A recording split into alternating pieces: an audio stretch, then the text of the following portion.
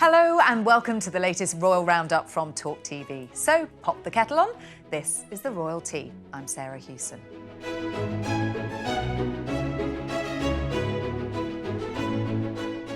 Coming up today, we'll have all the latest on the King and Queen's state visit to Kenya.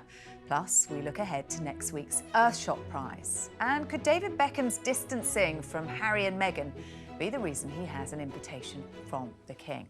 Joining me to discuss all that and lots more are Royal Commentator and TalkTV regular Afua Hagan and Royal Correspondent Rupert. Hello to both of you. Now, the King and Queen arrived in Kenya earlier this week for a 4-day state visit. Notably, during an address at the state banquet, the King told the Kenyan people of his greatest sorrow and deepest regret at Britain's abhorrent and unjustifiable acts of violence during the colonial era.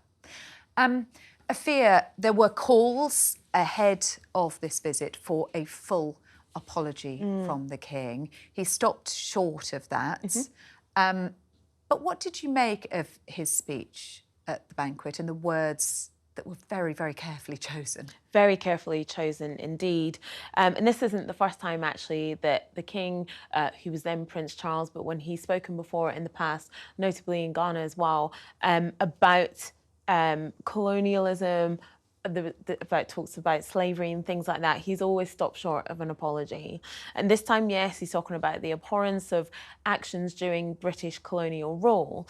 I think what was quite poignant here is that the Kenyan Human Rights Commission actually asked him for an apology, said that more should be done, said that it should be an unreserved apology for actions during British colonial rule in the 1950s, namely against the Mau Mau tribe. 90,000 people killed, millions held in what were called at the time concentration camps and who were brutally treated. And a lot of people feeling now that this trip has opened those old wounds, so an apology would have been sufficient and would have been necessary. Yes, he has stopped short. He also said in the speech that we have to learn from our past. It allows us to move forward into the future.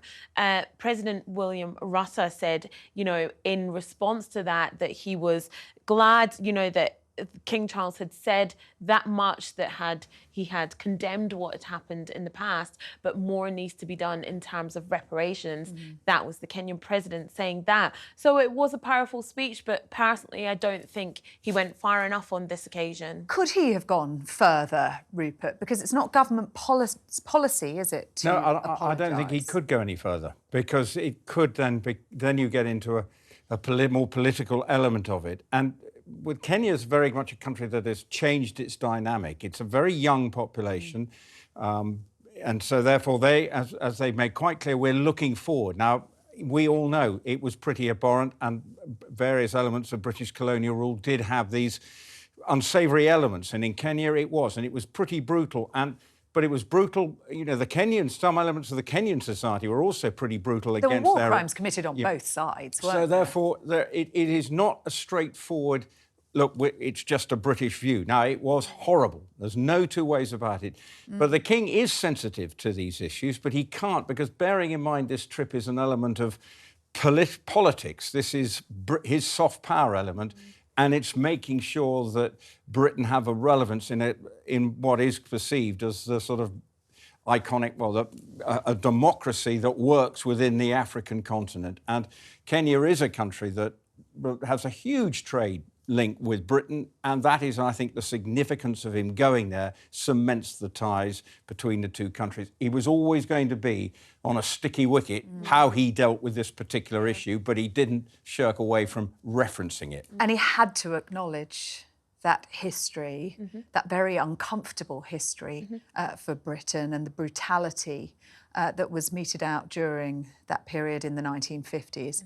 In order to be able to look forward. And as Rupert said, that's what this is about. meeting a lot of young people Yeah. in Kenya and some key issues on the agenda, including climate change, of course. Absolutely, something that we know King Charles III is passionate about. They went to various conservation projects, went to an elephant sanctuary, went to a donkey sanctuary as well. But you're very right in saying that he didn't shirk away from any of the issues that surrounded this brutal colonial rule, so much so, in fact, that he met the family of a soldier who was hung during that time, and his body wasn't found. Nobody really knew what happened to him. Met that family behind closed doors and talked to them about what had happened to their family member, which is incredibly significant. This deepening his understanding, which he talked about, that part of the purpose of this trip was in order for him to understand what it had been like for the Kenyan people. Definitely. That was a huge part of doing that. It was really important for him to do that, really important for people to understand and for him to understand the strength of feeling about what happened in the 1950s and into the 1960s, why people would be calling for an apology, you know, why when he gave that speech, the president would comment on not enough has been done in reparations. You know, the British government paid £20 million back in reparations in a class action suit that was brought originally by 5 Kenyan pensioners, and a lot more people got involved. But lots of people saying that, look, the damage is generational. Yes, you're absolutely right in saying that Kenya is a very young population, but the damage that has been done to their ancestors, number one, runs in their DNA, but number two is systemic and it still affects them today. But the King's also trying to negate that and having the Prince's Trust doing lots of incredible projects in the country as well. We also saw him handing out medals to Kenyan soldiers who had served alongside Britain in World War II and had handed back those medals during the Mau Mau uprising at Rupert, and one of them 117 years old. Well, give me what's he on? I think, didn't the King say honeybee and locusts? And I've eaten locusts. They're an acquired taste, but very good on protein. I am reliably informed. But I think, again, that shows that the Kenyan force is part of the Commonwealth. You know, they have a significant role in that time. And actually, when you look at the royal family's connection with Kenya, obviously it goes back with the Queen. Then, obviously, that was at Treetops. That then got destroyed in the Mau Mau conflict. Then the King, I think, first went in 1971. There's some wonderful footage of Princess Anne showing her early work with Save the Children back in 1971 as well. Clearly, Prince William, and he referenced it, got engaged there, and Kenya has played a significant part in the royal family's education and life. So it is a country that and that's why I think it is symbolic that he has gone there as his first major visit outside of Europe. And it's a republic, not a Commonwealth realm. And so some people had questioned, well, why has Kenya been chosen? Well, I would actually say that's exactly the way it should be. It shows Britain's role, that it's not with the head of state issue, where you've got Australia and Canada who are going to be going through, and New Zealand. They will be going through discussions about this, I'm sure, in time.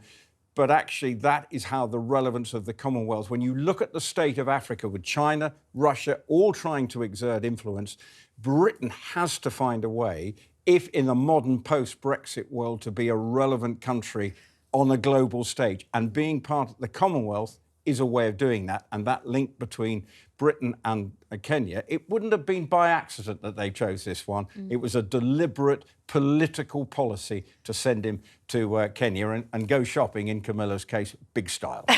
Yes, she did go shopping big style, didn't she, Afua? Christmas shopping ticked off? I think so. I mean, visiting a donkey sanctuary and in the gift shop, she bought so many things that her aides ran out of money. She was buying, I think, blankets, bracelets, all kinds of jewellery. But I mean... The grandchildren all ticked off. Yeah, but I mean, Queen Camilla's all of us. I do the same in a gift shop. But it's just so tempting. Yeah. Can we also talk about the baby elephants? Because I just want to see these pictures again. I think it was 27 baby elephants at this elephant orphanage. And at first they were kind of playing, and then they were herded in to have some food. And I think she commented, the one in the back, oh, is that the naughty corner? And then she got to feed one with some milk, and he was just so cute. So absolutely Adorable. And that is something that is passionate, the Queen is passionate about. I know from her work in various animal charities in this country, this is something that she would have been, because they would have looked at her itinerary and she would have been very keen to do that. The only thing is, unfortunately, if you're buying Christmas presents when you've got cameras around, everyone's going to know, Yeah, the element of surprise. The element of surprise. Didn't you get that in Kenya when you were there in November? Yeah, or I thought you bought a whole load of stuff in Kenya. Where is it? I don't see it wrapped up around the that tree. bracelet. It's been a busy week for King Charles. He has said that the risks of artificial intelligence need to be tackled with a sense of urgency, unity and collective strength. He made the remarks in a taped address to attendees at the UK's AI Safety Summit. And Rupert, this was a surprise appearance by the King at Rishi Sunak's summit. But I think it also shows how much he thinks about all things. And clearly the government have made a big play about this. So while it did clash with his trip to Kenya, he knows the significance of it because it is something that is exercising us, taking place at Bletchley Park, which is a place that back in the Second World War, my grandfather used to be part of the organisational team when he was head of the Secret Service. So it is a place that has a significant part in the war effort and in probably going forward. To see it there is quite interesting, but actually to see the King saying, right, there are positives, but let's be mindful of the potential negative uses of it. And we all know that. We see the Americans making statements about that, Kamala Harris being over, and others are all aware that AI is not straightforward. And the King, in a very reasoned way, says, that's great benefits, but... Yeah, so it was a taped address. He wasn't there in person, so no one-to-one with Elon Musk at the meeting. But why do you think he has got involved with this affair? I mean, I think the royal family recognise that if they're going to stay relevant, they need to be across these kind of things. It's all about modernisation, isn't it? But also, I thought it was very significant, in his speech. That he talks about AI being able to advance in healthcare, but also on the quest to net zero. Something that he's supremely passionate about is climate change and sustainability. And for him to link it to that, I thought was incredibly significant. And I think, it's a way of him staying relevant without being political, but also showing that the royal family, cares about these things and is across these things, knows how significant the advancement of AI is and is going to be.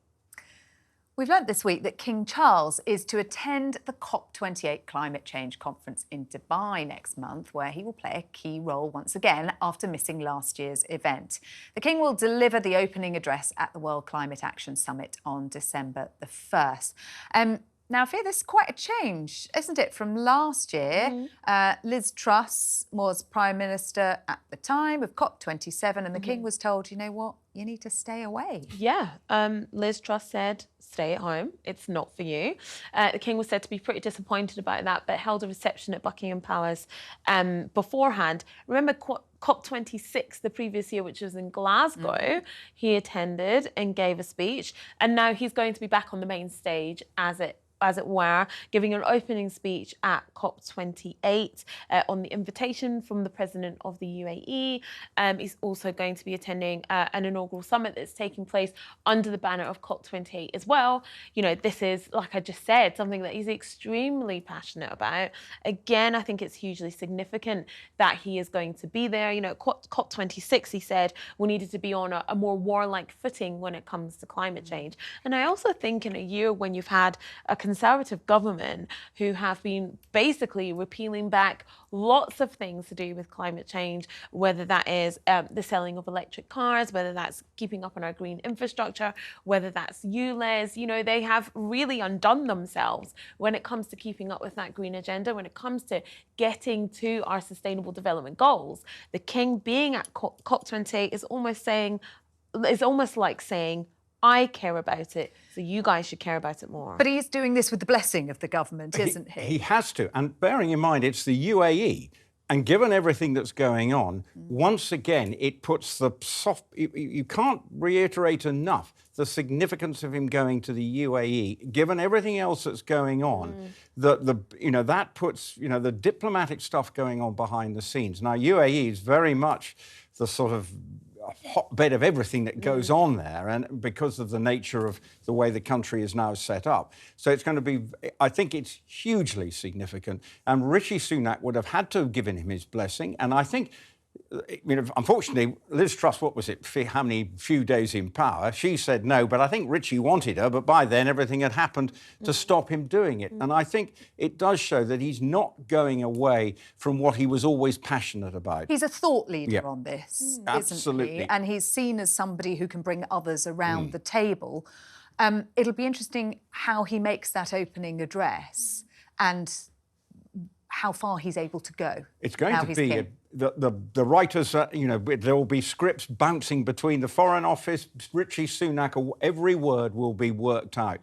But it will be at the heart, it will be his passion for what we need to do, the bigger picture, which has always been his vision. He's trying to look forward and leave, as he said, I mean, he knows he's got to leave the monarchy fit for purpose for his son, and that means in every aspect. And him being passionate about climate change, nothing has changed as far as that. And now he's being allowed to do it on a world stage in an area of the world at the moment that is having to deal with seismic issues, even beyond the climate change. So it will be a significant few days for the king, that. Now, once the King gets back to the UK, it is his son, the Prince of Wales' turn to board a long-haul flight. He will be joined by a host of big names at the Earthshot Prize Awards ceremony in Singapore. Presenters on the night will include Academy Award-winning actor and Earthshot Prize Council member Kate Blanchett and Ted Lasso actor and star of Eurovision Hannah Waddingham, who's going to be hosting the event. Afua, for those who don't know, what is the Earthshot Prize? What is this all about?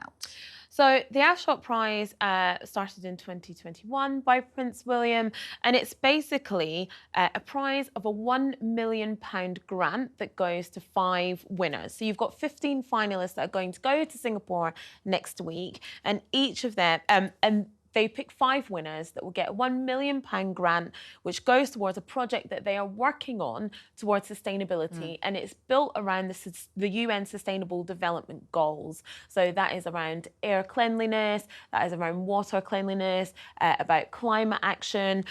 So there'll be 5 winners who will each have a business or an idea, some research and development around the Sustainable Development Goals. They will get a £1 million prize to continue their work. So it's really significant because it's about moving forward in climate change. It's about giving a grant to these often young people who are supremely passionate about a particular sustainable development goal, like I mentioned, whether that's cleaning up our oceans, whether that's air cleanliness, and allowing them to develop projects or develop machinery or whatever to make sure that that particular area can progress. And there's some absolutely incredible research and development that's going on in the area of sustainability. But the problem is in that area is getting things to scale. And that's where something like the Earthshot Prize can come in. You give someone a big grant, they're able to take something to scale, take an idea to scale to advance our environmentalism. You also put them in the room with key players in the sector, don't you? And this is William's big thing. And it's showing that he's got a relevance. And it's not, again, he doesn't want to just sort of be going and cutting a ribbon and then moving on. The Earthshot he sees as a real sense of value that won't just affect people in Britain, but will have an impact on a global scale. And he's trying to make and gives his situation a relevance because he doesn't want to feel like, well, he has the power. And this is the significant thing, given his status within the royal family, to draw people together. Now, they're all going to Singapore, but they're all going commercially. He's not saying you can't fly, so people can say, because we've got to live in the real world, but he's bringing everybody there to celebrate what is something very significant. And I'm slightly going off piece, but the impact of William is I am an Aston Villa season ticket holder, but now I have to eat my packaging that's lined by seaweed. And that's all due to Prince William's effort with one of the companies that has benefited from money. So it shows you that he has got a view to try and make things change, piece by piece. And this is why the Earthshot Prize. And Hannah Waddingham, she's obviously your go-to presenter for absolutely everything. I was going to say Hannah Waddingham, Kate Blanchett, you've got performances by Bastille, by One Republic. Those celebrity endorsements, how important are they? They're supremely important because as well as doing things for environmentalism, you want to have all eyes on that area, all eyes on the project. You want people to be interested in the things that are happening there. And celebrities and the endorsement of celebrities is an incredible way to do that. You know, some of it will be televised, people can watch the performances and things like that. Prince William's really about getting people passionate about environmentalism in this way. And, you know, like you said, having the seaweed on your packaging, food at Aston Villa, but these things are supremely significant. And it's everybody doing their bit is going to get us to net zero, is going to get us to reach sustainable development goals. So, you know, good on everyone taking part. But unfortunately, the chicken and chips still hasn't improved. Okay. Sorry about that. Meanwhile, closer to home, the Princess of Wales made a surprise appearance in North London this week as she joined a group of fathers who call themselves the Dadvengers, an online community that aims to support dads through parenthood. And Rupert, this is part of her Shaping Us campaign, and we talked a lot about motherhood. But she wants to recognise the role of fathers. Well, I'll tell you a personal story. This is about 40 years ago, when I had my first child, it was almost, my father said, "What are you doing changing a nappy?" OK, but things have moved on. Now, OK, I come from a very traditional family, but that is, the world has moved on. And fathers, the way the world is working now, with both parents inevitably in most families working now, it's got to be a 50-50. And it's not just assumed that it's going to be the women's role. And the Princess of Wales sort of going there and saying, right, go to the Dadvengers and make it seem, you know, that we do, you know, it's valued. And you've got to make the father feel that they can make a contribution. And yes, and I continue to change nappies throughout my children's early years. But glad to hear. But that shows you the way the world has moved on. That even in the 80s, there would have been great swathes of people saying it's the father, go to work, that's it. Mum's at home. That is not the way the world works now in 2023. She went on a walk with a group of the dads, Afua, and she spent time with the children, and that's where we really see her at her most comfortable and at ease, isn't it? Absolutely, with little ones, holding their hands and talking to them, and you know, talking to the dads as well, talking about the experiences of parenthood. She was dressed quite casually, she looked extremely relaxed. I think the Shaping Us project is definitely going to be, and is being, the making of Princess Catherine, as it were. And this is something that she's supremely passionate about. You know, she's a mum herself, and she lends herself very well to it. But William's a very hands-on dad. Yeah, of absolutely. course, as well. And I think it's great, actually, that it's about that this particular project is about supporting dads and supporting young dads and giving them a community, whether online or offline, for them to gather, for them to get support, because that's extremely important and can have such a positive impact on the entire family. Yeah, so great to see her there. Former England football star David Beckham is set to have dinner with King Charles to consider an invitation to become a celebrity ambassador for a royal charity. Now, some are calling this a significant move following the Beckhams' distancing from Prince Harry and Meghan. Afua, what is this all about? This dinner, this dinner date that's been set between the King and David Beckham, what's the aim of it? So I think there's two aims here. First of all, the King is looking for a new ambassador for the Prince's Foundation. That's a foundation that helps young people with skills and things and support to make their lives better. I think it's also about David Beckham looking for a knighthood, isn't it? You know, he wants a big title, let's be honest. And I think this is a great way of doing it. You know, he had a similar ambassadorial role with the Invictus Games back in 2014. And yeah, the Prince's Foundation, it's getting a bit of a reboot. It's had a little bit of bad press in the past, and it's getting this reboot. It's getting rebranded, as it were. And, you know, David Beckham... Who better to get on board for a rebrand than David Beckham? I think David Beckham's actually got to reboot himself a bit. Really? If you watch the documentary, the documentary... I've watched it. And you go, well, from a sporting perspective, look, I get it, but clearly there were elements of that seem to be the fallout with Rebecca Luce, that has come back to haunt him. Bringing that back up. So, and it's not straightforward. His links with Qatar during the World Cup as well. So his PR has not always been brilliant. So he's then saying, being with Harry, whose PR and Meghan's PR is obviously been on a bit stony. Guests at Harry and Meghan's wedding, they became friends with the Sussexes, but then have had a falling out. I am actually thinking that he sees this as a way of... we know he's always been desperate for a knighthood, but actually the King's not naive because he does have pulling power, does have star power, but Brand Beckham are also aware of their own PR fallibilities, and they have got themselves into a bit of a pickle once or twice. And watching that documentary, it is, I get all the football stuff, and he, again, but it was definitely their view of the story, as you would expect. Well, it was a very slick piece of PR. And it was made by their production company. Exactly. So therefore you go, of course they're not going to say... And he sort of skirted around the Rebecca Luce sort of issues and said it was a very hurtful time. Yes, we know, and it would have been. But clearly, he's linking with the King is not a bad thing. I think they may be going to Dumfries Hall for a slap-up dinner to work it out. Sienna Miller got an invite there recently, didn't she, to Dumfries House? But I mean, Afua touched on it, Rupert, that the rebranding of the Prince's Foundation, because we'd had the allegations of cash for honours and money from a Saudi billionaire. The police investigation into that now dropped. It's about kind of saying, look, this is about doing good. Because if you look at the Prince's Foundation and you Google it, you come up with the negative headlines rather than the good work that's been done. But actually, the good work is something that is fantastic. And obviously, Dumfries House is very much at the heart of that, with the things that go on and the sort of bringing on and helping the younger generation. And you see what's going on in Kenya as well. He's been, the global impact of his foundation. And Beckham is a global figure, and whatever he would be good to have on board. But as you quite cynically said, yes, he would love to be Sir David. Arise, Sir David. Arise, Sir David. But anyway, there we go. Thank you both very much indeed. That is all we've got time for this week. If you want to join in with the debate, please leave a comment and make sure you subscribe if you don't want to miss a single episode. We will be back next week with all the latest on the royal family. We hope you can join us, and we'll see you then.